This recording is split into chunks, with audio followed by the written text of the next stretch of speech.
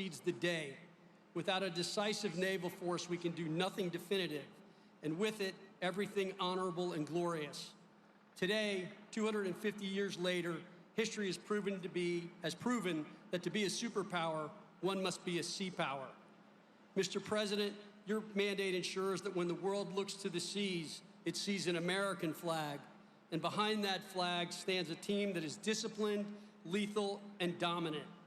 Today, we showed the world what American sea power means: deadly precision, meticulous execution, raw power, and the will to use it. Secretary Hegseth, we are restoring the warrior ethos to this Department of the Navy, not by slogan, but by performance. The Truman, right here beside me, sustained more than 50 days of Tomahawk launches and precision airstrikes to degrade Iran-backed Houthi capabilities and protect commercial shipping during Operation Rough Rider. There are many, many missions that we are operating and executing on very well, including choking off cartel cash flows. Between Operation Atlantic and Pacific Watch, we've seized over 450 metric tons of cocaine worth more than $11 billion. These seizures represent lives saved. All these operations show us our fleet is ready to answer the nation's call 24/7, 365. The remarkable success is a testament to the bold vision of President Trump, whose leadership has ignited a renewed sense of patriotism, inserting more Americans to serve. I'm happy to say the Navy broke its recruiting record 4 months early, so help is on the way for the high operating tempo you've been living through. To our Marines standing in the line with us, your grit and discipline give us a fighting force no adversary can match. Warfighters, you are the backbone of this maritime strength, keeping our nation safe and secure and prosperous. You prove every day freedom isn't free. President Trump thanks you. Secretary Hegseth thanks you. I thank you, and your country thanks you. We appreciate the sacrifice you and your families make, and we value your unwavering commitment to the mission. Sea Power is a family business. Your sacrifices are not unnoticed, and they are deeply appreciated. They may wear the uniform, but you share the honor, and we share the pride. God bless you, God bless our Navy and Marine Corps, and God bless the United States of America. Thank you.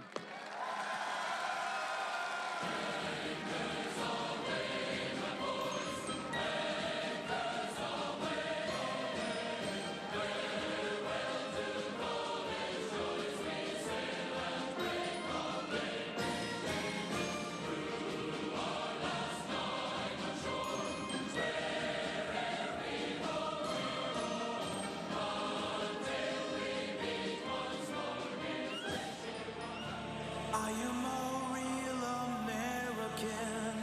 Fight for the rights of every man. You've been watching the commemoration of the Navy's 250th anniversary. The goal is to stay in this event as long as there's action happening.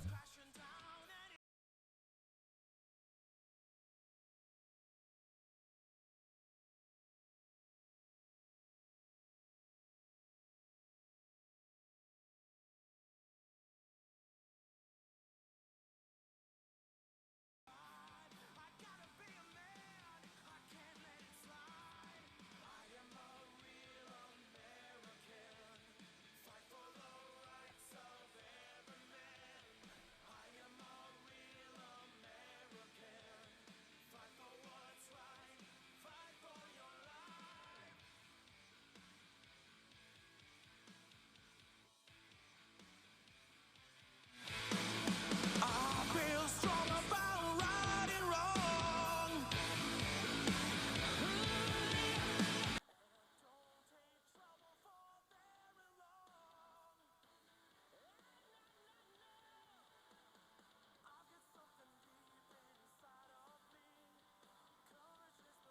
That keeps us free. I am a real. So we do anticipate President Trump will speak at this event.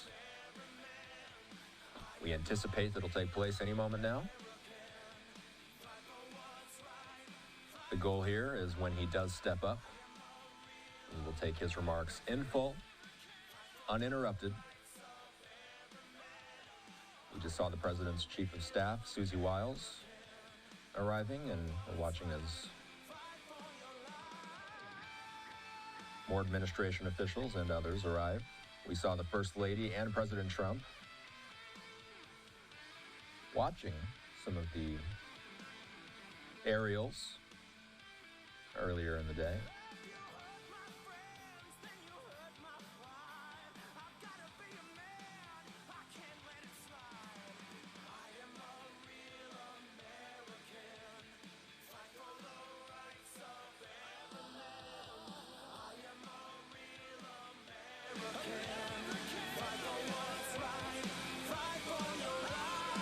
Secretary Pete Hegseth also in attendance.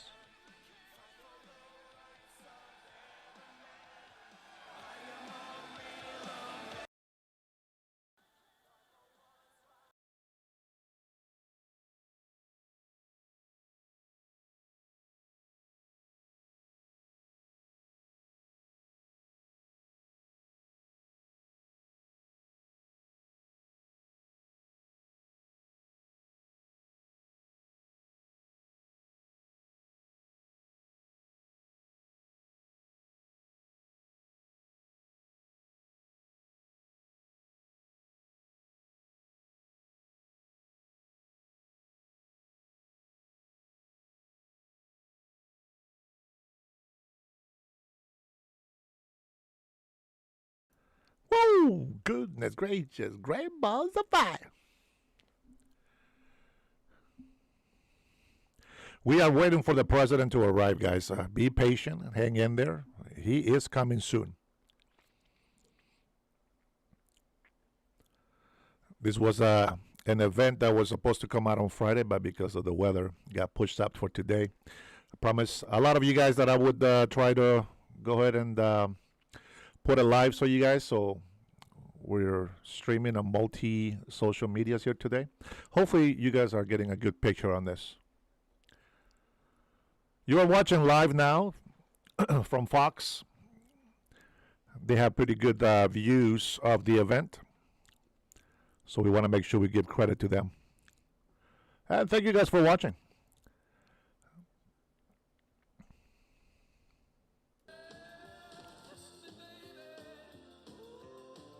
The President and the First Lady are expected back in Washington, D.C. later tonight.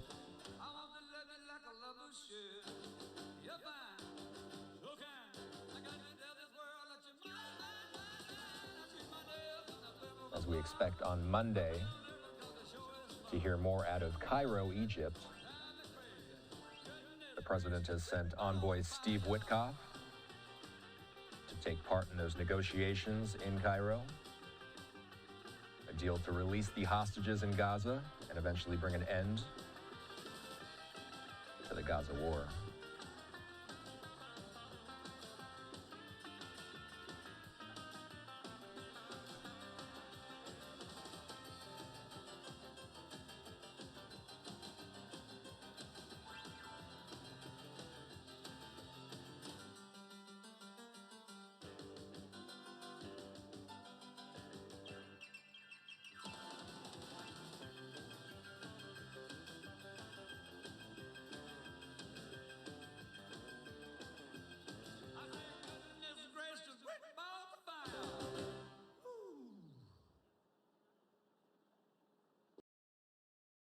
Please welcome to the stage the United States Secretary of War, Pete Hegseth.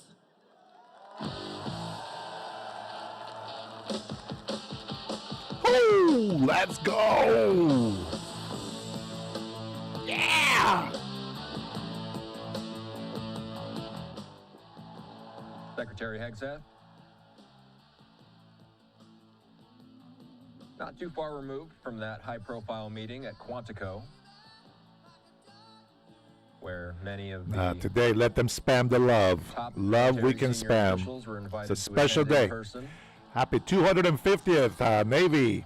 a meeting to discuss God bless Hegseth's military America. ethos and more.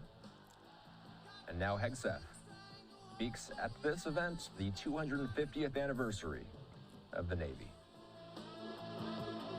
My goodness. Well, good afternoon. How we doing, sailors? Woo!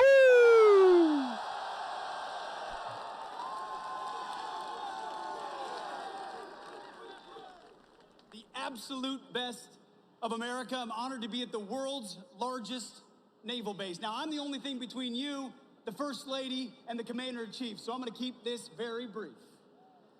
Looking out at all of you, I know you know why the President always says we have the strongest, most powerful, most lethal, most ready military on the planet, and he's going to make sure we keep it that way. This is the perfect way to mark 250 years of the United States Navy. You know, President Trump has made our mission clear: America first and peace through strength, with common sense at every turn. At the War Department, it is the War Department, we're committed to that core mission of peace through strength.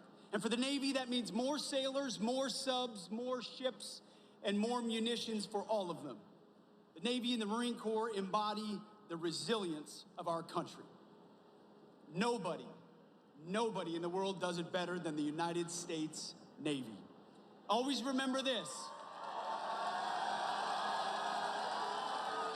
Fact. You are not civilians, you are different. Sailors, SEALs, Marines, you were set apart for a distinct purpose. Your diversity is not your strength. Your strength is your unity of purpose, your shared mission, your love of country. Generation after generation, battle after battle, ship after ship, sailor after sailor, you have set the tone. The story began with John Paul Jones when he declared, "I have not yet begun to fight." Today, we have a commander-in-chief who fights for all of you and fights for our country every single day. A commander-in-chief who guarantees that you, the warfighters, have everything you need on the high seas to deter our enemies and, if necessary, win overwhelmingly. We have a president who appreciates your dedication. He appreciates your service, your sacrifice, and that of your family as well. And as I always tell every service member, every sailor I see, he has your back. So warfighters, on behalf of everyone at the Department of War, thank you. Thank you for your commitment to America's Navy. You stand the watch 250 years later. God bless you. God, and may God bless our great republic. Godspeed. Thank you.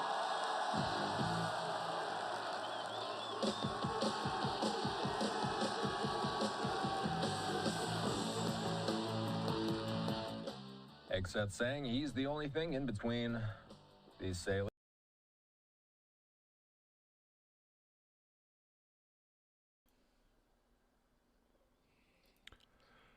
And I do want to thank you guys for joining in today. We are waiting for the POTUS. As soon as he comes out, you guys will get to see him.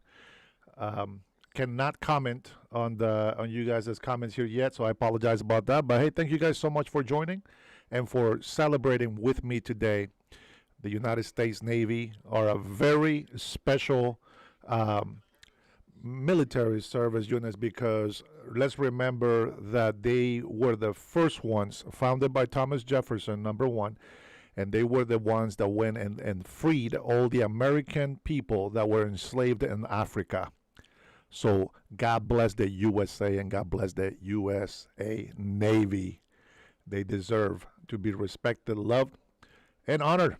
You guys should be proud to be Americans today, most of all.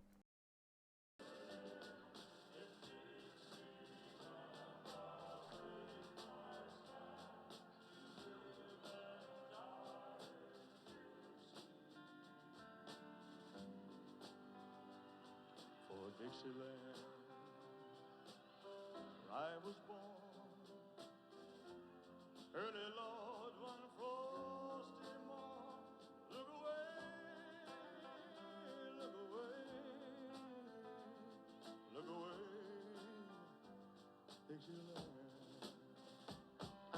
The Navy says that this is going to be a once-in-a-generation event, honoring the Navy's unmatched record of victory at sea, showcasing its cutting-edge fleet, and inspiring the next generation of warriors to carry America's strength across every ocean.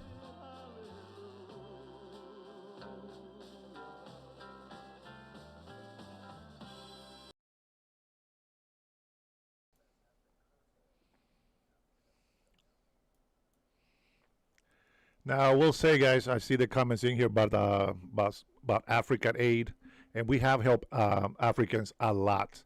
And you know what? Their own African president have actually told their people that they should stop relying on the United States of America and they should stand up for themselves, work and build their country. So, you know, I am okay for helping people, but as the old saying says, right? Don't give a man fish, but teach a man how to fish so that they can help their family. Guys, I want to thank you again for joining me. I am doing a dual, live streaming. We're trying to do that vertical streaming here on YouTube, and then we're doing the horizontal on Rumble. Hopefully, it's showing on Rumble. I am not Trinity. I am not monitoring Rumble, so who knows if anybody's watching that. But the main event is here in YouTube. Now, we are restreaming, I guess. It's still live, but we are restreaming Live Now Fox. I have a very good view from them. There is other medias that are actually also doing a live on it. But since we're here, I told you, Trinity, I cannot just take a day off. I had to come in here and and do a live. It's what we do, baby. It's what we do. So let's see. Salute to those brave men. Amen, Peter. God bless the U.S. Navy and every single one of those men and women that serve and sacrifice their life for us. You know, I'm going to tell you something, guys. It is Sunday. I am glad that this event got pushed to Sunday. For many Christians out there, this is the day that we rest, and this is the day that we praise the Lord. If you're not a believer, it's okay. We still love to have our weekends. And what a better way to spend our weekend than to celebrate our servicemen. The Navy is part of the most powerful military force on earth. And I am so proud of being an American citizen. You have no idea how grateful I am to be part of the United States of America.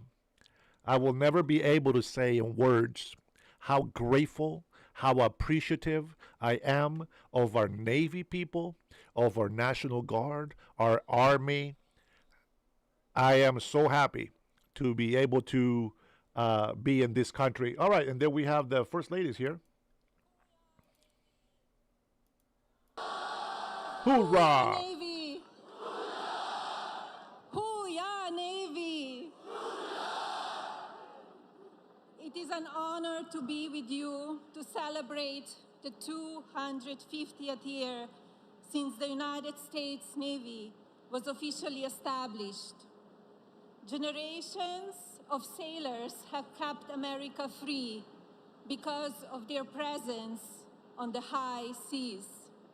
Your strength, bravery, and sacrifice inspires us all. The President and I just attended an extraordinary demonstration, an inspiring display of skills that reflects the very best of our Navy. For me, it brought back fond memories of my visit to the USS George H.W. Bush in 2018. I will always remember the pride and professionalism of the sailors I met on that vessel. I witnessed the enduring spirit of America's Navy, which propels every mission and lives on to every sailor who serves. Now, it is my privilege to introduce someone who holds our military close to his heart, not only as the Commander-in-Chief, but as a proud American who believes deeply in the men and women who wear the uniform. Please join me in welcoming my husband, the 45th and 47th President of the United States, Donald J. Trump. Let's go. Let's go.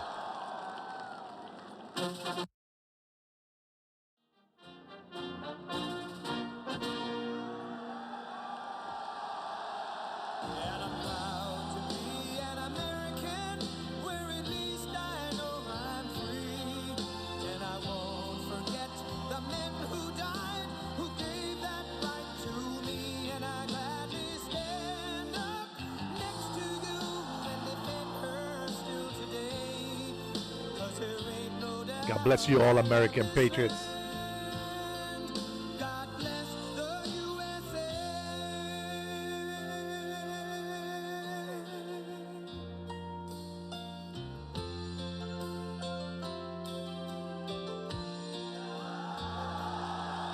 From the lakes of Minnesota to the hills of Tennessee, across the plains of Texas, from sea to shining sea. Such a beautiful patriotic song. Detroit down to Houston, Brings tears to my heart. to LA, where there's pride in every American heart, and it's time we stand and say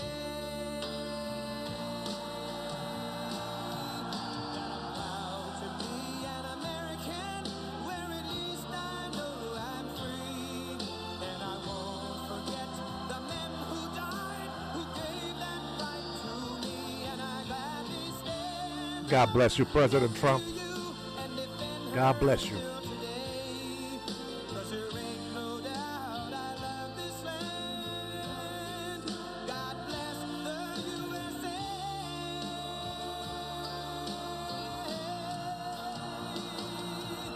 And I'm proud to be an American, where at least I know I'm free. And I won't forget the men who died, who gave that right to me. And I gladly stand up next to you and defend her still today. 'Cause there ain't no doubt I love this land.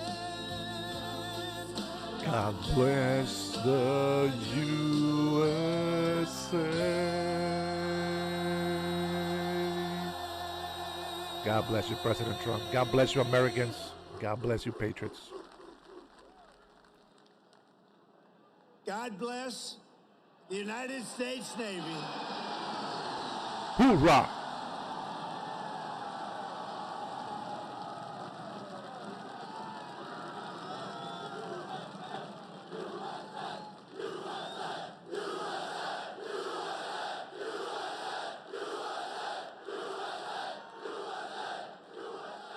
Well, that was good timing, wasn't it? We had to get that right. We had to get that right. But they always get it right. I was just given a display. The with God our of wonderful Abraham, First Isaac, Lady, and Jacob, the the God likes of which Israel, I think few that people have God. ever seen God before. bless the We were USA. a few minutes away, and the display of strength was absolutely incredible. We appreciate it. Thank you, Navy. Thank you very much. And I want to thank our magnificent First Lady for that introduction. People love our First Lady. They do. And let me say to all of the incredible sailors on this pier, it's great to be with the fleet, the fleet. And let's also give a very special thanks to the shipmates who put on that spectacular display of Navy dominance. And that's what it was dominance. And Bravo Zulu, you know what that is? Bravo Zulu, you know, a lot of people don't. That it's a true honor to be here with the thousands of our nation's finest sailors at the largest naval facility in the entire world. It's the largest, and I would say more importantly, it's the best, okay? It's both the Norfolk Naval Base. Thank you very much. The largest, and it's the best. We're gathered on this storied waterfront to celebrate 250 years of strength, tenacity, and unwavering courage by the greatest fighting force even, and that's true, no matter where you go, no matter where you go, no matter what you even think about, there's nothing like the fighting force that we have. Roam the seas, it's called the United States Navy, and there's nothing in the world like it. Nothing, not even close. You read stories, they don't have it. Let me tell you, we check it closely. We check it closely. Docked beside us today are a combined 150,000 tons of pure American naval supremacy, and two colossal reasons why no one should ever want to start a fight with the USA. They won't fight. We're putting out a lot of fights, so do you see that? We're going to be close to number 8. Number 8. We don't want to send you into battle unless it's necessary, right? We're putting out a lot of fires. Maybe some of you will be angry. You'll say, what's he doing? We want to fight. You know what? If we can solve them the way I'm solving them, we solve 7. We have another one that's taken 3,000 years, and we're pretty close, but I don't want to talk about it until it's done. But let's give a big round of applause to the men and women of the majestic USS Kearsarge. Thank you. And let's hear it for the sailors of the USS Harry S. Truman.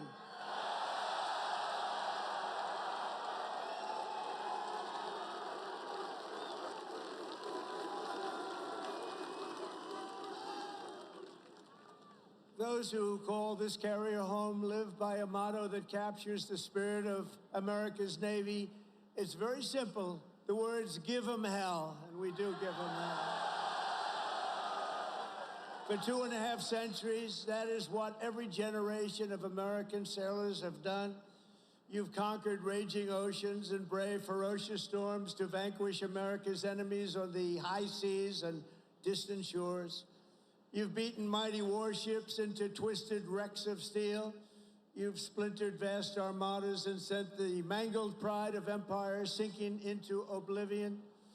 You've surged the waters thick in danger, blood, brine, and through it all, the United States Navy has kept the stars and stripes soaring high and proud above those big, magnificent waves. You love doing it too. There's not a thing in the world that you'd rather do, is there? Is there? No. I like your life better than mine, I have to be honest with you. Sailing on those beautiful waters all the time, you're so lucky. Because the American sailor never quits, never fails, and never, ever lets us down. They've never let us down. Thank you. Thank you. And we're honored to be joined today by service members representing every part of this great naval tradition. Our incredible surface warriors are the reason America's enemies tremble at the sight of a Navy ship haze gray or underway. The instant U.S. carrier, cruiser, or destroyer breaks across the horizon, every tyrant and adversary on the planet knows their choice is very simple. It's leave America in peace or be blown up in fire and fury never seen before. Let's go. All over the world, people know of the skill, nerve, swagger, and sheer attitude of the boldest and most daring pilots on the sea, the U.S. Naval aviators, and I just got to witness it with Melania. They land screaming jets on pitching decks in the dark of night with no room for error. There's no room for error. The greatest pilots in the world. And while Navy pilots rain down pain from above, the greatest adversaries fear the daring deeds of our silent service below.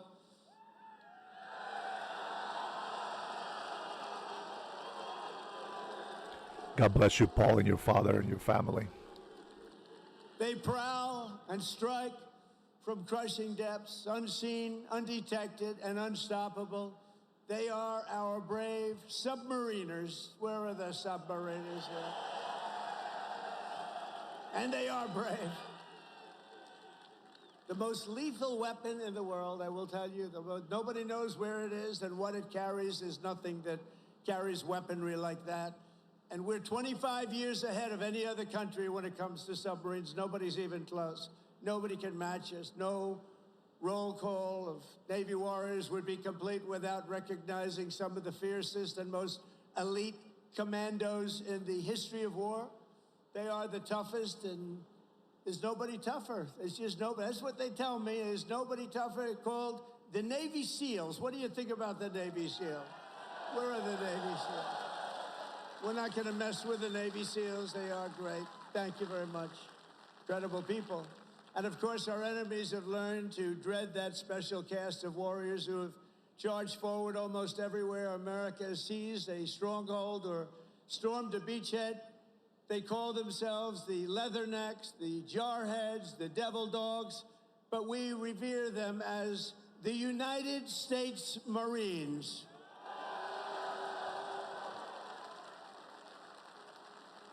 Incredible people. Incredible people. With us today are some of those who have led these exceptional men and women. They've led them like nobody else. And I'll tell you, a person I'm very, very proud of. He has stepped up and he's hitting home run after home run. They love him. I want to introduce again a man who's just exceptional. I'm so happy with this choice. Secretary of War, Pete Hegseth. Thank you, Pete. Doing a job. I said, Pete, what do you think? You know, we used to call it Secretary of War, the Department of War, the War Department. Now we call it Defense. And I don't know, would you ever want to, you know, we won World War I. We won World War II. We won everything in between. We won everything before. And all of a sudden, they decided to change the name. They went woke then, too, you know. Woke is a long-term word. I said, what do you think about changing it to the Department of War? He said, I love it, sir. And that was about the end of it, right? Let's not forget President Trump is serving this country for free. You don't pay for him. Leader. Also, Secretary of the Navy, a very, very successful man. He gave it all up to do this, and we're designing more ships. We have more ships being built shortly. We're going to have more great ships being built than we've ever had being built in the history of the Navy. John Phelan. John, thank you. Great job, John.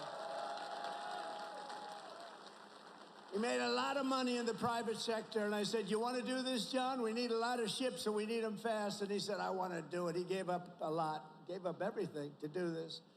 But he's loving it, and he's doing a fantastic job. Chief of Naval Operations, Admiral Darrell Caudle.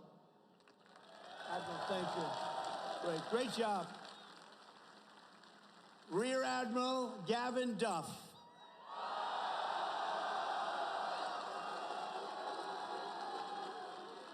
And along with so many different people here, they could introduce them all day long. I don't want to do that because we got to get to business, talking a little bit about war and peace. But along with your great officers here at Norfolk Naval Base, Vice Admirals John Gumbleton. John, thank you. Thank you, John. Great. Young guy. You're a young guy. Great. Doug Perry and Rob Goucher.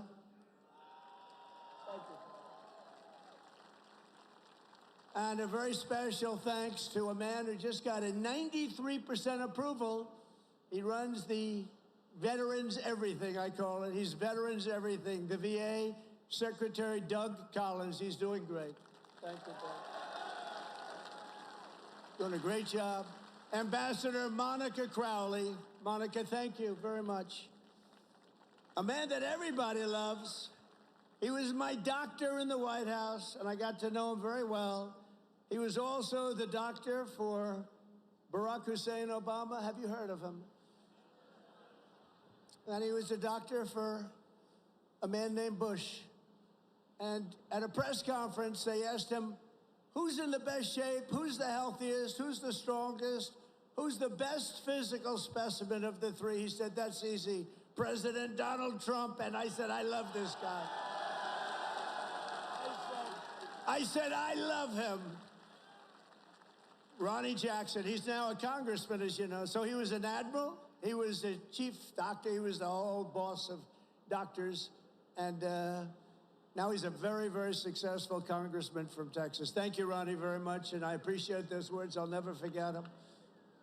Jen Kiggins, Jen, thank you. John McGuire, Rob Whitman, Dan Crenshaw, Derek Van Orden. These are unbelievable, talented people that are with me, and they fight.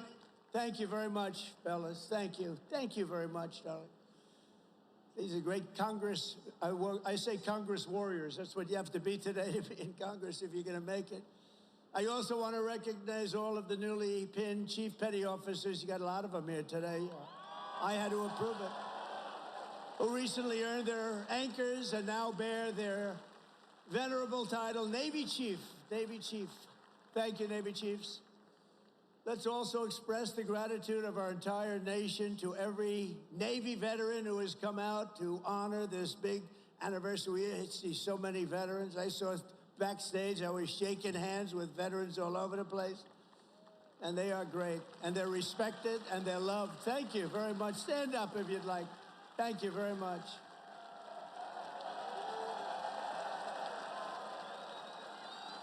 They're really loved. I saw it backstage. I saw so many veterans, and my hand will never be the same. Thank you very much. A great honor. And a very special thanks to the countless Navy families who support our sailors with such love and devotion. None of what are, and think of this, without them, you wouldn't be celebrating today. Many of you would not be doing very well. Male or female, you wouldn't be doing very well. So we want to thank our family members, right? All of them. Parents, husbands, wives. Thank you. Thank you very much. From the American Revolution until today, the story of the U.S. Navy is a tale of loyalty, sacrifice, and commitment stretching back 250 years. So we're celebrating 250. I almost thought I wouldn't get to do that because I was president in 2016, and then they rigged the election on me. And then we caught him, didn't we? We caught him, but you know, we had to run it again. I ran it again, and I got 250, and I got the World Cup, and I got the Olympics. Can you believe all of it? In my first term, I was the one that got the Olympics. I was the one that got the World Cup. And I said, you know, the sad part is, maybe I'll go, maybe I won't even be invited because it won't be during my term. I would say, if we're a Democrat, I might not be invited. They don't love me exactly too much. And then when this happened, now all of a sudden they got all three. But you know what's the most important? 250 years is the most important, above World Cup, above Olympic. But we got them all coming. And on June 14th, next year, we're going to have a big UFC fight at the White House, right at the White House, on the grounds of the White House. When the Continental Congress formed a fleet of just 2 ships in October 1775, many scoffed at their chances against the most powerful empire on earth. That was the most powerful ever, relatively speaking. We had 2 ships. We had nothing other, but we had great heart. They didn't know the audacity and the grit of the American sailor. They had no idea the war for independence gave us some of the greatest American heroes of all time, including the father of the U.S. Navy, Captain John Paul Jones. You know that. When a far stronger British ship demanded his surrender, Jones yelled back that timeless battle cry right now, "I have not yet begun to fight." Don't ask me for that. Think of that. I could just see it. He's a wise guy. He's asking, I haven't even begun to fight. And he knocked the hell out of him. In the War of 1812, Captain James Lawrence shouted his final words to his crew as blood streamed down from his mortal wounds. "Fight her till she sinks," he yelled. "Don't give up the ship. Don't give up the ship." These are all incredible, very, very famous statements now, with years and time, very famous. Don't give up the ship. I say it all the time. You're a little behind. I say, don't give up the ship, and we win. We all know how to win. Today, that eternal creed is written into the hearts of every sailor in the fleet. America's Navy never, ever gives up the ship, right? We never give it up. Another titan of the early Navy was the great Commodore Arthur Sinclair. He defeated the French in the Caribbean battle. And then he went to work on the Barbary pirates off the coast of Tripoli and raided British forces when they were so powerful in 1812, the War of 1812. He raided them. He was knocking them out one by one. Everyone said, where does this guy come from? And we're all descendants when you think of it. Commodore Sinclair went on to become the commanding officer here at the Naval Station Norfolk, right here, where he founded a nautical school for officers that eventually became the one and only U.S. Naval Academy.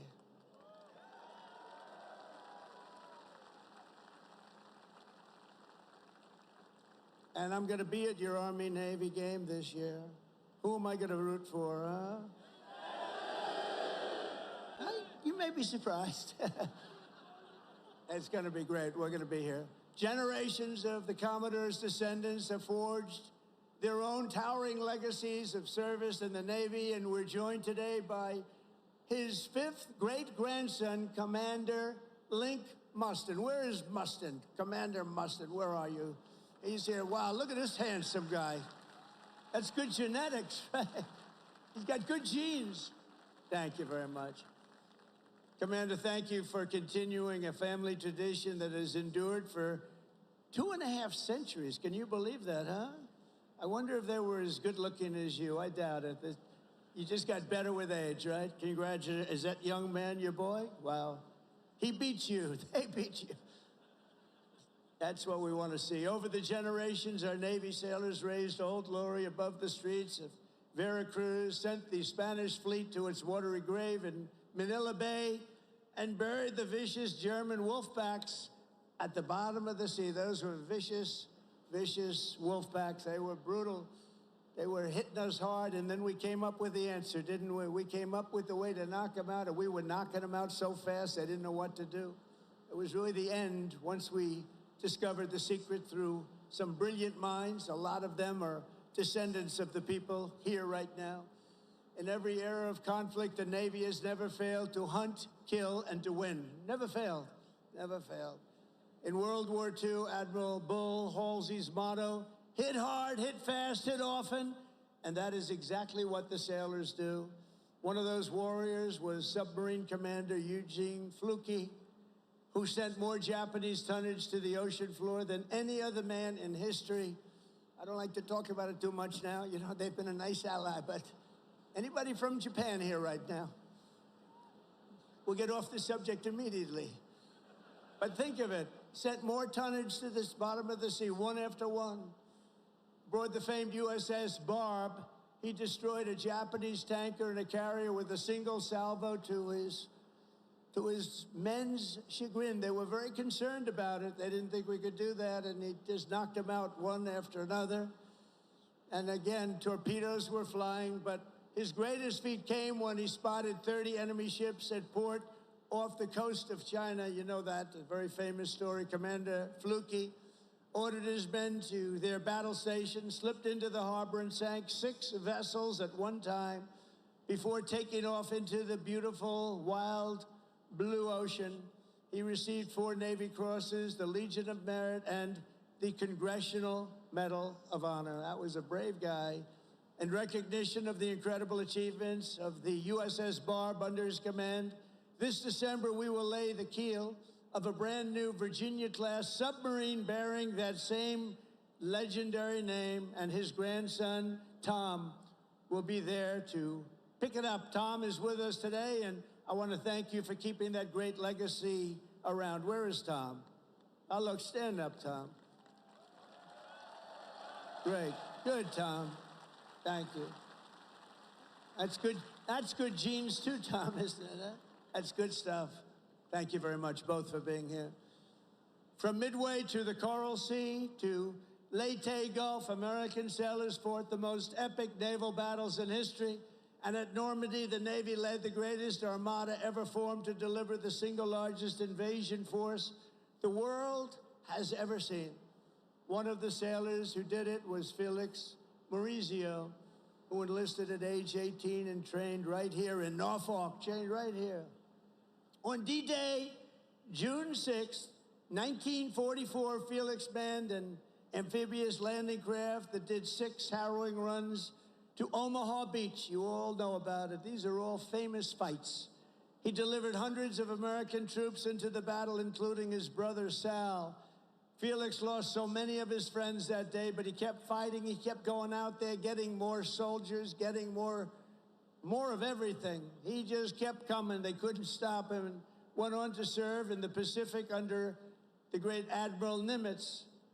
In February 1945, he spent his 21st birthday landing Marines on the blood-soaked sands of Iwo Jima, one of the bloodiest, toughest battles ever. Historic battle. 6 months later, he was aboard the USS Talladega in Tokyo Bay. When Japan surrendered, they said, I don't think we want Felix hitting us anymore. And he retired as a Chief Petty Officer in 1966.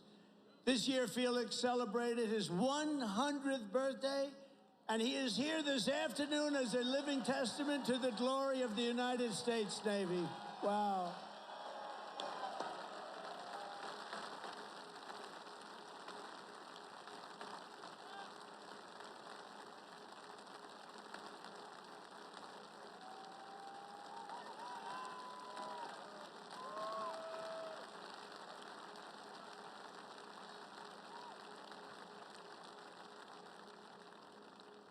That's great.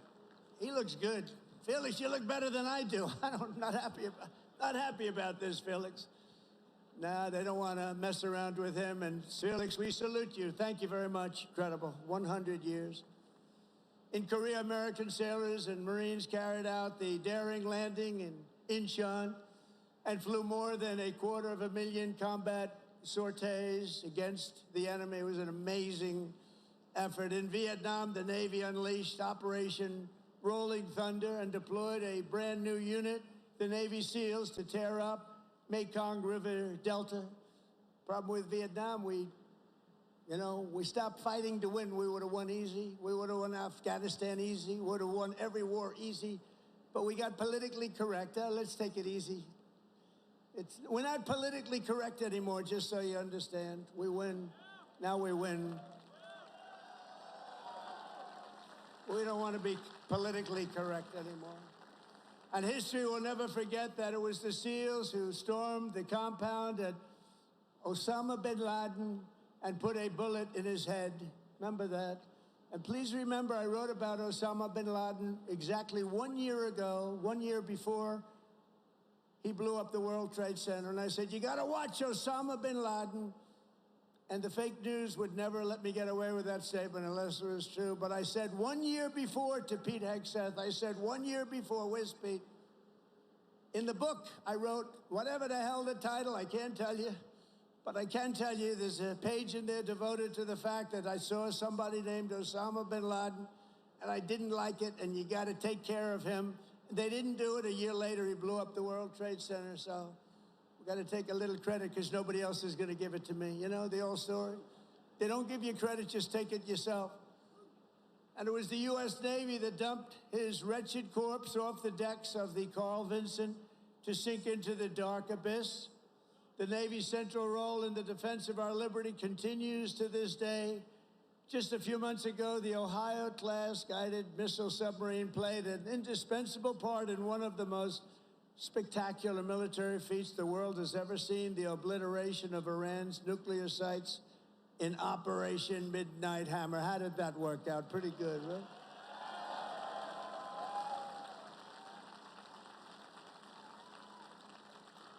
And we shot 30 Tomahawks, you know that.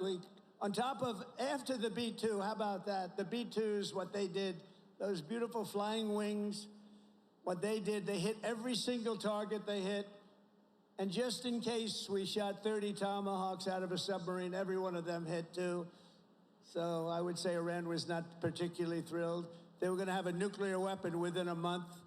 And now they can start the operation all over again, but I hope they don't, because we'll have to take care of that too if they do. I let them know that you want to do that, it's fine, but we're going to take care of that, and we're not going to wait so long. It should have been done long before I came along.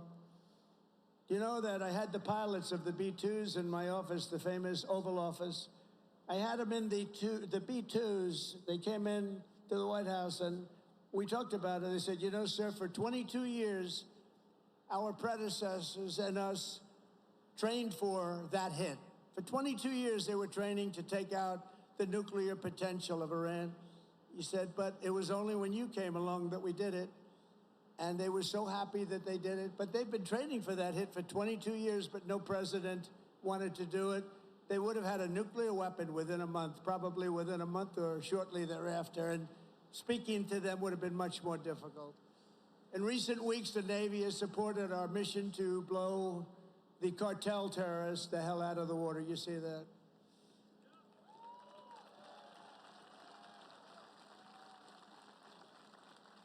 And you know, there are no boats in the water anymore. You can't find any. We're having a hard time finding them. But you know, it's a pretty tough thing we've been doing, but you have to think of it this way. Every one of those boats is responsible for the death of 25,000 American people and the destruction of families. So when you think of it that way, what we're doing is actually an act of kindness. But we did another one last night.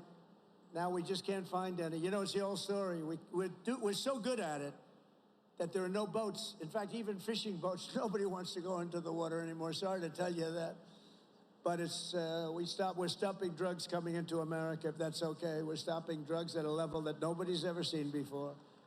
Last year, we lost, I believe, 300,000 people. And that's not talking about the destruction to families. Every one of us knows families that have been destroyed because the son, daughter, even mothers and fathers are destroyed by the fentanyl pouring in and drugs pouring in. Well, they're not coming in by sea anymore, so now we'll have to start looking about the land because they'll be forced to go by land. And let me tell you right now, that's not going to work out well for them either. And it was the Truman Carrier strike group that unleashed American fury on the Houthi terrorists in the Red Sea.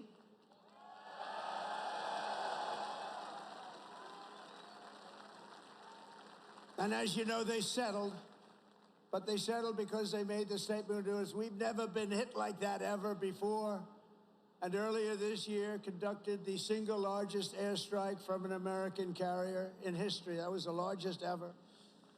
I want to express my personal thanks to every single sailor who contributed to these phenomenal victories. We only know victory. We're only going to know victory. We don't want to know the other word. We want to know victory. We're going to have great victories in the years to come. Well, at least for almost 3.5 years, we're going to have great victories. I want to thank a group of women from North Carolina. Look at these great. Will you stand up, please? These beautiful women have followed me. This is number 151. You could call a rally. This is sort of a rally. Let's face it, this is a rally. This is a speech of love. We all love our country. But that group is from North Carolina. They're up to about 151 visits. They have a whole group of them. I never see their husbands. I don't know what's going on with their husbands. I assume, do they still love you, the husbands? Yes, good. But I want to thank you. 151, they've been following me since 2016, and you look even better now than you did then. But I want to thank you very much. It's a really group. They love our country. They like Trump, but you know what they really do? They love our country. And we have the right policy, right? We have policy. We don't want crime. We don't want men playing in women's sports. We don't want transgender for everybody. We don't want to have open borders where millions of people come into our country from jails, from prisons, from mental institutions and insane asylums, drug dealers, murderers. 11,788 murderers were allowed to come into our country. A lot of them are gone. And by the way, Washington, D.C. is a safe place right now.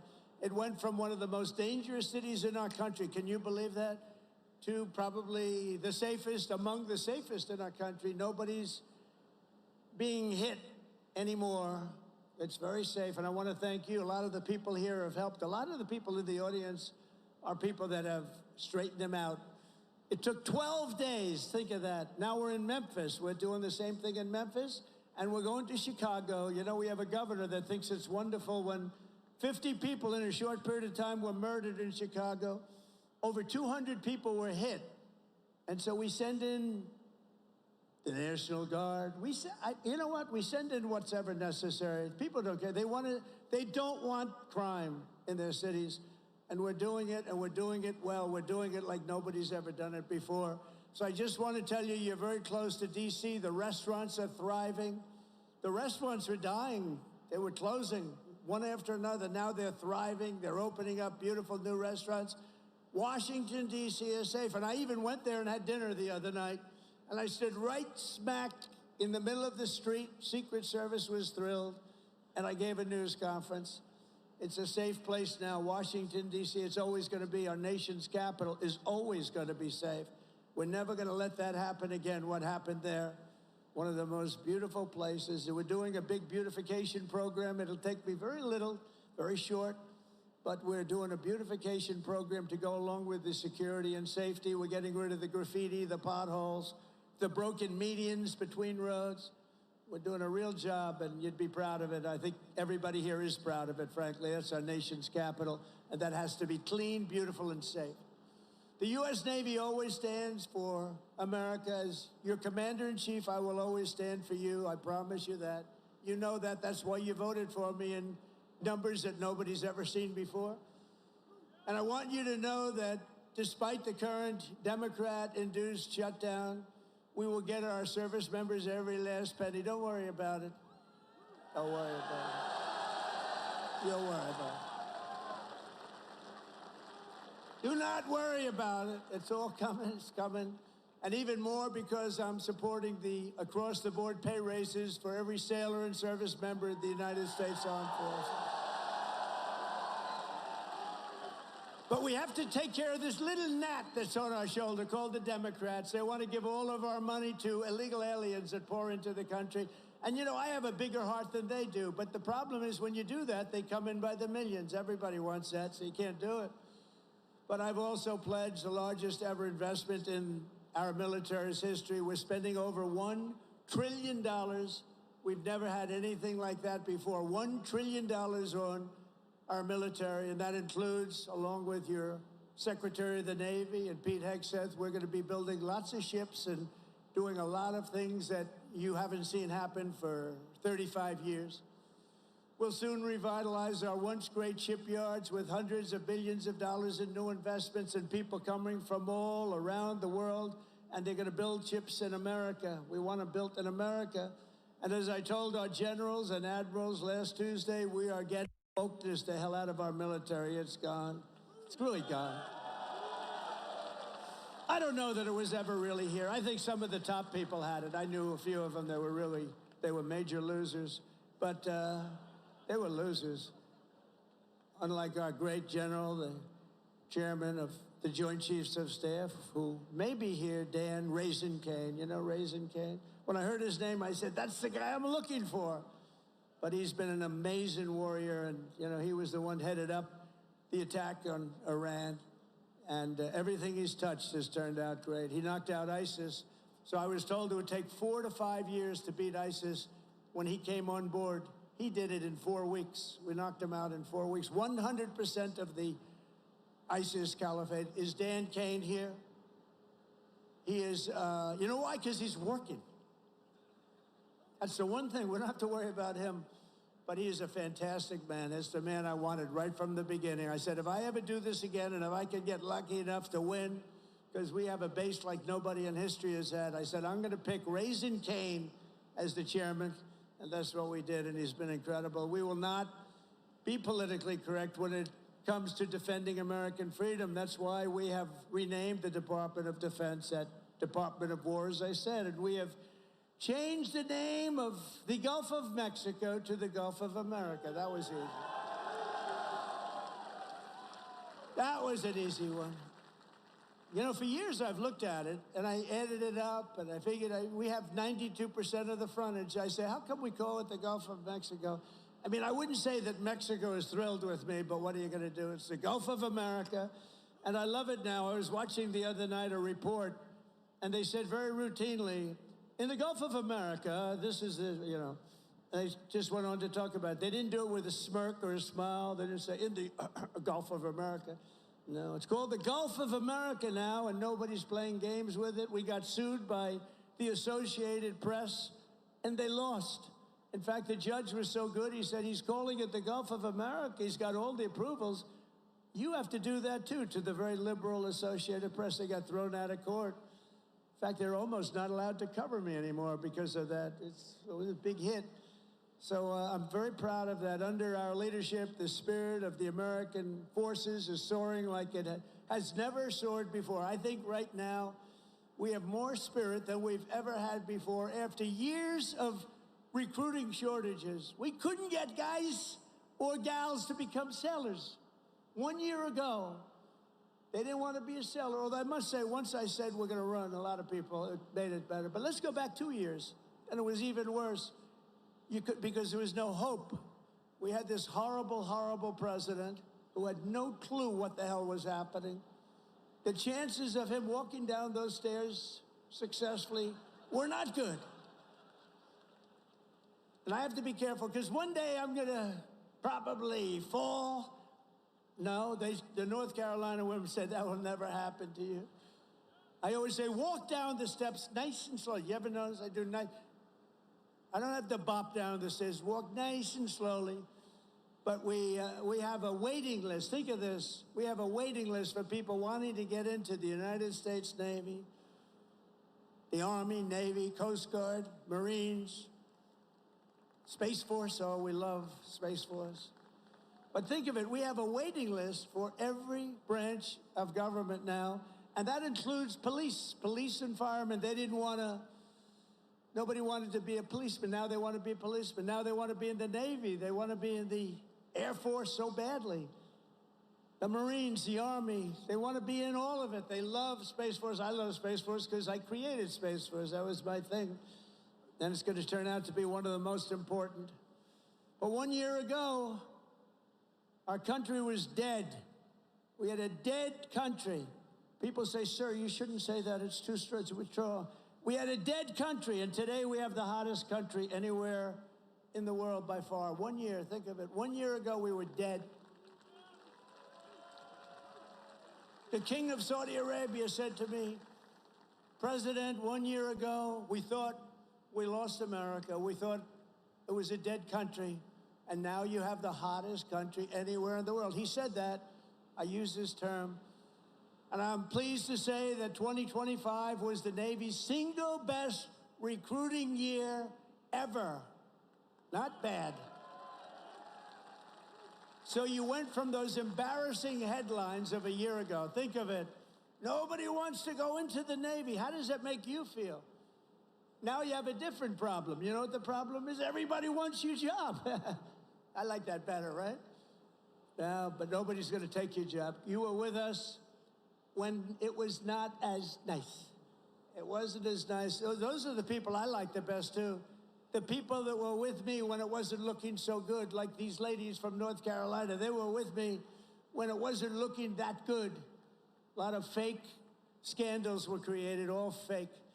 One of those eager new recruits is 18-year-old Aiden Rollins, a recruit like I'm so proud of. Aiden's father was a sailor, his grandfather was a sailor, and after 4 years of Navy ROTC, it is Aiden's turn to carry on that tradition. When he enlisted in April, his father, Daniel, a Navy veteran, was so inspired that he decided to re-enlist too. Wow. I'm delighted to say that father and son are here with us today representing the future of this great fleet. Please, Aiden and your father, please stand up. But wow.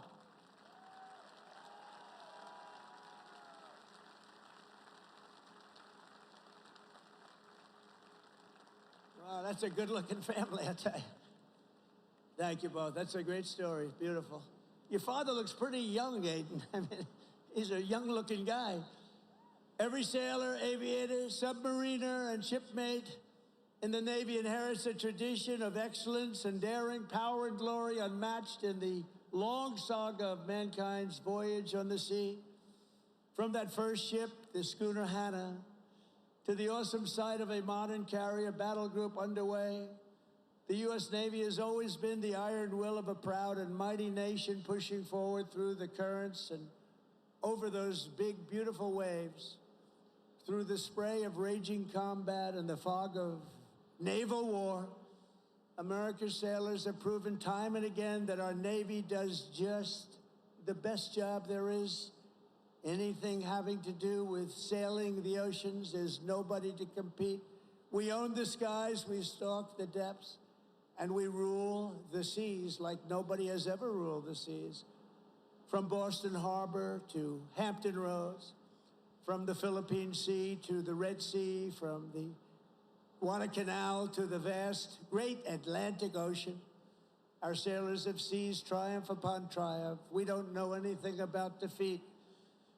We heaped honor upon honor and carved greatness and splendor into the pages of history. We only talk about the Navy and only use that word, splendor. We also say victory because that's the other. We have splendor and we have victory on gun decks and flight decks, in torpedo rooms and cockpits. They have poured out their blood, sweat, and tears and offered their very lives to defend this land between the seas. They have crossed icy canals, leapt from burning wreckage, plunged into frigid waters, soared into deadly skies, and slashed across the mine-infested bays to claim American victory and to defend the cause of liberty, to defend, quite frankly, the American flag. In every era and every part of this globe, our sailors have fought with courage in their hearts, patriotism in their souls, and salt water in their veins. You have that salt water. Don't let the doctors change it. Keep it, because there's nothing like it. There's no blood like it. And standing before all of you today, I know that whatever our nation is threatened and whenever they need help, whenever duty calls, American sailors will hoist our flag high and they will rally to Admiral Farragut's immortal battle cry, "Damn the torpedoes, full speed ahead, go, you son of a gun." With your help, we will fight, fight, fight. We will win, win, win. Because of you, our Navy and our country will always be proud and righteous and mighty and free. Congratulations once again on 250 years of total dominance. Sail fast, stay strong. Thank you. God bless our sailors, and God bless the United States of America. Thank you very much, everybody. Thank you.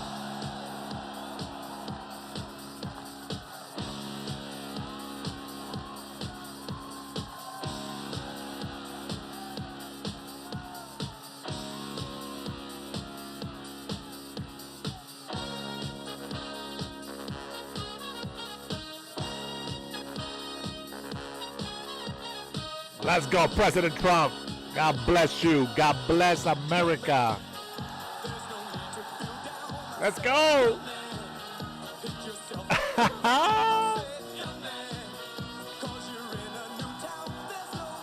Phenomenal. Phenomenal. Let's go, Trump. God bless you, man. God bless you, President Donald Trump. And God bless all of you patriots that actually came in here, stuck around to listen to his words. He's not a perfect man, but doggone it, he is the right president to be in office.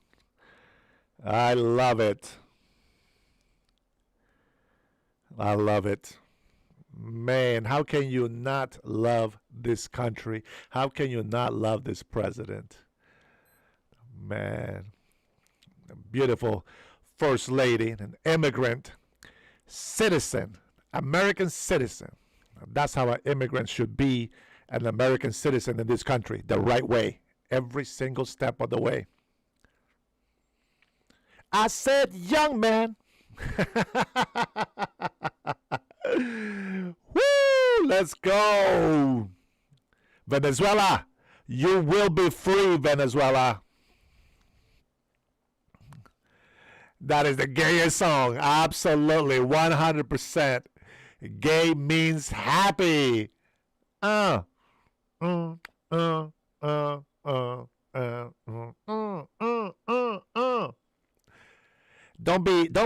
be anti-gay, bro. You gotta love everybody. Anthony, woo! I'm very gay right now, man. I am very gay. We're all having a gay time here. Love you all, Navy people. Man. Absolutely amazing. Absolutely amazing.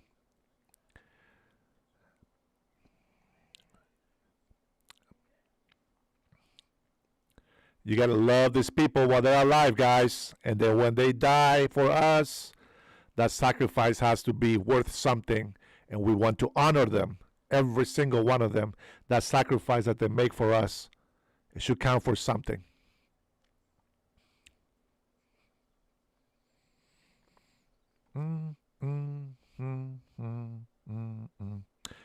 Yeah, we can go ahead and stay a little bit if you guys want to talk some smack. I wanna hear what you guys think about it.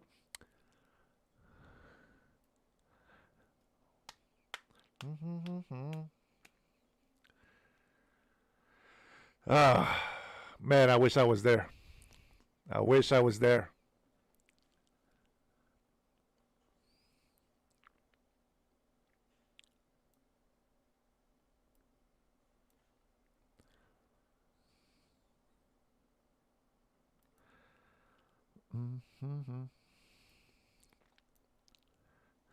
Hey, I want to thank you guys again. If you stuck with us all this time, it's very important that we honor our servicemen. It really is very important. You know, for you guys that are in here and they just kind of throwing a little bit of hate on our president Donald Trump. Now the chat's still going, Ronald. I want to read something that they just added on there. President Donald Trump says, I am proud to announce that on Sunday, October 5th, I will be hosting a salute to the fleet in Norfolk, Virginia to honor our brave men and women of the United States Navy, our wonderful First Lady, as well as our great Secretary of War, Pete Hegseth, and Secretary of Navy, John Palin. We'll be joining in 250 years of maritime dominance in the United States of America. Chuck Schumer, Hakeem Jeffries, and the other minority radical left Democrats try their best through the ridiculous government shutdown to destroy this wonderful celebration of the U.S. Navy's birthday and to stop our military servicemen from celebrating American naval history. However, we believe the show must go on. And you know what? That is exactly what we did today. We saw some people throwing some hate on this live chat, but I am very glad that we have more patriots defending and fighting for this country, respecting and honoring our servicemen. It makes me happy. It brings tears of joy to my eyes. And you know what? If you guys don't ever watch my live, that's okay. I understand. If you are new to my channel, I want to thank you for being here in my channel. But I'm going to tell you something. Even though I am a Honduran-born American citizen, I get tears in my eyes when I hear the national anthem for the United States of America. Because as you saw there, all these Navy people, many of them are so willing to sacrifice for this country. And many like them have died for the freedom that you get to enjoy today. So how about today you are not ungrateful, and today you say, thank you, God, or thank whoever you believe in, and say, you know what, thanks, because this servicemen protect this land where I'm standing on today and where my children will live their future lives. I want to thank you, Trinity, for everything that you do. You are the center of attention on this chat, on these lives. Your wisdom, it's amazing. You're a very, very wise woman, have a lot of knowledge. And I am very grateful to have a lot of patriots and actual believers that are my subscribers on this channel. I believe that God is doing something amazing and something will change. You know, I am very thankful to Berniel that comes in here and drops some love and some kind words. He has been so encouraging to us. And I'm going to tell you something. We need to be encouraging. We need to let our military, our Navy, our service people, our servicemen and women, or for some of you that interpret the Constitution the wrong way, we want to let these all our service persons, we the people want to say, we got your back. And we thank you for the sacrifices that you make for our country and for the future of our children. So yes, God bless the President Donald Trump, and God bless the U.S. Navy, and God bless the Army, and God bless the Air Force, and God bless America in general. I want to tell you, all you patriots out there, God bless you. My heart goes to you. I give you sincerely my love, as our Lord Jesus Christ gave his love for all of us. I really, really thank you for supporting our service people. And then for being in here. Giovanni says, I love Trump. He is making America great again. 100%. And, you know, I mentioned something on the chat, if you didn't notice, that somebody mentioned something out. And I said, you know what? I love, and I truly, truly love our President Donald Trump, because I know exactly what it feels like to be hated for the one simple reason that you love this country. I love this country, and I get nothing but hate from a lot of people.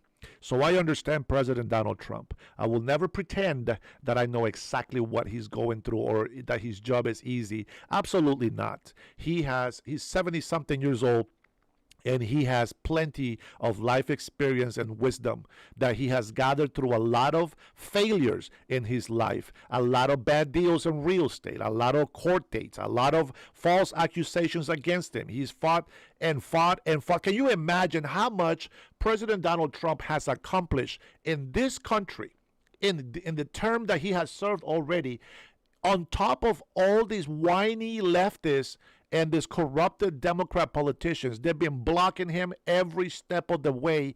And just look how many great things he's been able to do. Imagine if he didn't have those blocks. Imagine if the Democratic Party, now I'm not talking about patriots, I'm talking about these corrupted lunatics that pretend to be Democrats in office.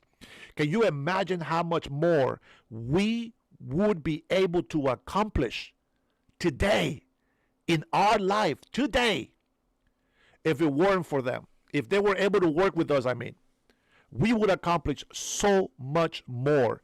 And we as America would be so much prouder of them. We would truly be united Americans. But they decide to go to this far left agenda. They don't want laws. They want immorality to be multiplied. And that's not what we want. We believe everybody deserves to be loved. And we believe everybody deserves to live the way they want to live. But listen, certain lifestyles, keep that to yourself. Keep that behind doors.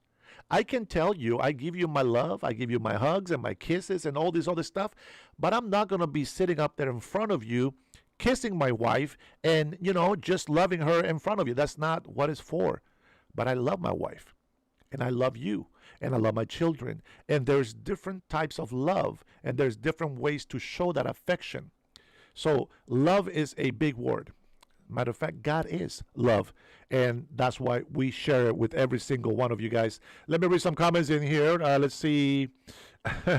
Let's see. Rabin, define fascist. Oh, is Rabin an Antifa supporter? Okay, I get it. And I ain't mad at you. I'm not hating on you. You'll find your way. Hopefully, you'll find it sooner than later. I hope that you do. Trump's experience in bankruptcy in casinos. Go blame Biden, Dennis. No, why would I blame Biden? Why would I blame Biden for Trump claiming bankruptcy? Why would I blame anybody for me not having a job or getting a job or for something that happened in my life?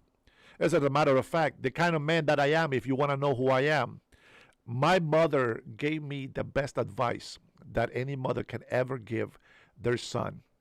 And I told my mother before she died, right the night before she died, I told her that she gave me every advice possible to make me succeed in life. And the failures of my life were not because she was a bad mother, not because she gave me the wrong advice, but because I made bad decisions. And there's consequences to every decision that we make. So I don't blame my mother, and instead I told my mother she is the most wonderful mother any child can ever have. So that's how we are. We take accountability for our mistakes, for our faults. We don't blame somebody else for our faults. That's not the way we work. All right. So with that being said, if you guys don't appreciate when people show you love, I don't think you'll ever be happy. I just don't think that anybody's going to make you happy. Let's see.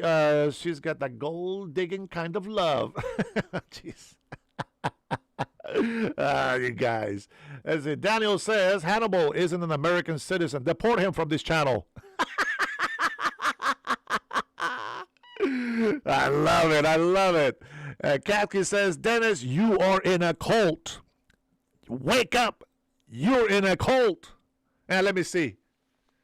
No, I'm awake. I'm awake. I am awake. Cost of living has skyrocketed. Hannibal, I blame the illegal immigrants that came into this country and has taken away all of our housing available to us. Let me see what's going on here. Let me raise the light on this thing. I'm not sure why it's not. There we go. Why are people so hateful? I don't understand. Guys, it's Sunday. Today is supposed to be a good day for you guys. It's the end of the weekend, getting ready to get back to work on Monday. As you can see, but Trinity, you can see that I don't have a day off. Even on Sundays, here we are making some work, making something happening, making love out of nothing at all. Making love out of nothing at all. Let's go. Man, my love for all you guys, man. For all you good, bad, but Americans. My love for all of you. Latinos for Trump. Let's go, baby. Let's go. Angela says, you are stupid. That's called tariffs. I don't know. What do you guys know about tariffs? You guys really want me to talk about tariffs? Do you really want me to talk about tariffs? Tariffs is a great thing. We need higher tariffs. No, not higher tariffs. Let me rephrase that. We need tariffs to level the playing field of trading. That's what we need. Let me tell you something that happened in history, if you didn't know. When we became independent from the British government, you know what they did to us? They knew that the way to destroy us, at least they thought, was to control the market, to stop us from making money during trades. And what they did was they blocked our way so that we couldn't trade with Europe. And what do we have to do? Oh, this is a perfect story. I love the Navy, the USA Navy. Let's go. What do we have to do? We have to go down to the coast of Africa. And then the pirates were imprisoning American citizens and enslaving them in Africa. And they were shooting our boats, our ships. And you know what? They made a deal for 10 years. They paid $1 million to these pirates in the west coast of Africa. During those 10 years, Thomas Jefferson built and founded the U.S. Navy. And you know, just when the British thought that the United States of America was a nothing of a country, and that we were done, as President Donald Trump said today, they thought we were dead. But they found out we are alive. And you know what happened? During 10 years, we were sacrificing, paying these millions of dollars. And the Navy came out with the ships and went and fought against the pirates, took them out, went to the west coast of Africa and delivered all of our American citizens, slaves, were freed by our Navy fleet, thanks to Thomas Jefferson. You should be grateful for that. And now, what do we have? We have the most powerful military force on earth. And you know what the British thought? They thought that we were going to die and we were going to just crawl into a hole because we're just a brand new nation. We don't know how to survive in this world. But the American spirit, with the protection of our God, the God, if you don't know who it is, the God of Abraham, Isaac, and Jacob, that same God that we worship, that God's protection gave us enough strength to become the United States of America that we are today. Now, our strength and our freedoms that we have today were not free. There was a lot of sacrifices. There was a lot of bloodshed. There was a lot of bad things that happened in here, especially with our native people. You know, we've had Europeans invade us. They took advantage of us. Whatever, we are still here, and now, regardless of our horrible history that we had, we have now a United States of America, and this is why we call ourselves American, not because of the continent, because before there was no America. Before we have continents of America, but nobody loved anybody in the continents of America, and so we started making countries. The United States of America became a country. The United States of Mexico became a country, then Guatemala, then Belize, then Honduras, Salvador, etc. Now we have nationalities. And that is exactly why we give God the praise and we honor our military servicemen. The Navy, what an amazing group of people. You guys should be proud to have them. You guys should be proud of having. I know I'm very proud of having them. And I'm not talking about the evil, selfish pride. I am talking about the pride of selfless sacrificing from all these people that, in all honesty, they don't need to do it. I'm going to tell you something. There are some people in government, they don't want this country to succeed. I'm going to tell you something right now.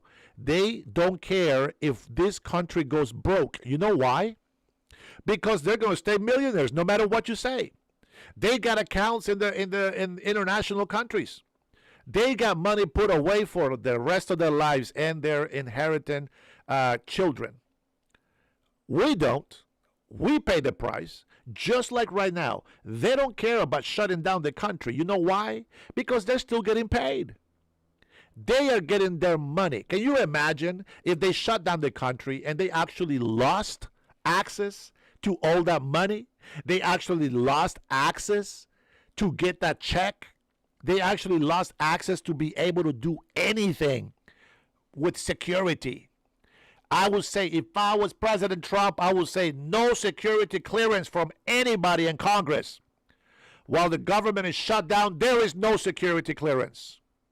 Let's not forget that the people were panicking when they were doing an audit on the government. You know why they were panicking? Because we were going to find out is that we the people were going to find out that they were lying to us, that they were cheating us out of our taxes.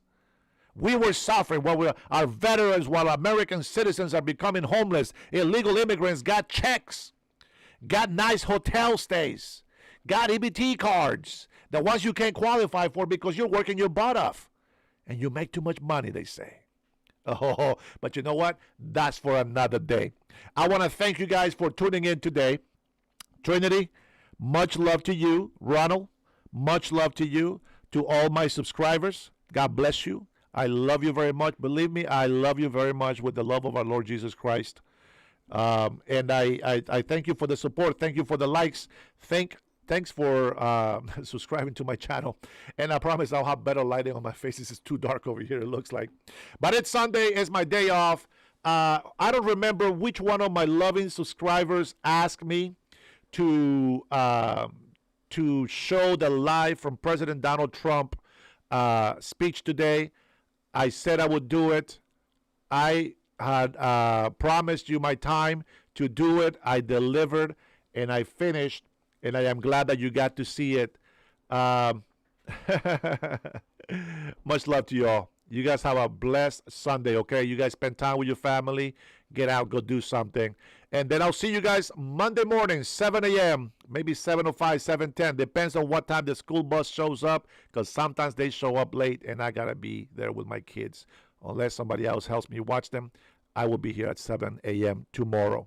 All right? Till then, you guys have a blessed day. God bless you, and God